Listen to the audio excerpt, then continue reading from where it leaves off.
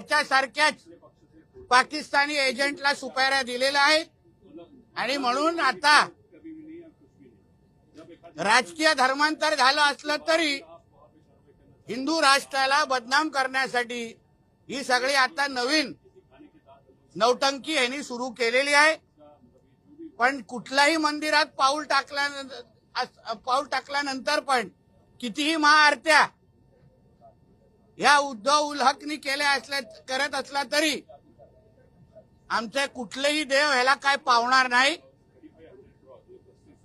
खरं म्हटलं तर ह्यांनी ज्या ज्या मंदिरामध्ये हा पाऊल टाकेल तिथे गौमूत्राने शिंपडून ते शुद्ध करायला पाहिजे आणि म्हणून अशा पद्धतीच्या भारताविरोधात हिंदू राष्ट्राच्या विरोधात हे जे काही पाकिस्तानी एजंट यांच्यासारखे वळवत आहेत त्यांना वेळेत गप्प करण्याची भूमिका आपल्या सगळ्यांची हिंदू समाजाची असलीच पाहिजे। हे भगवानच्या नावाने येणारे जिहादी आहेत जिहादी आणि म्हणून या जिहाद्यांना गप्प बसवण्याचं काम हिंदू समाजाने करावं एवढं ह्या निमित्ताने सांगेन।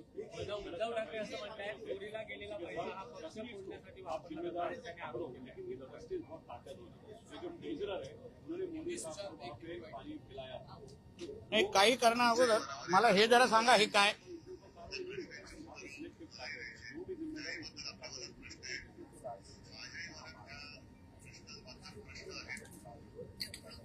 ऐकलं का?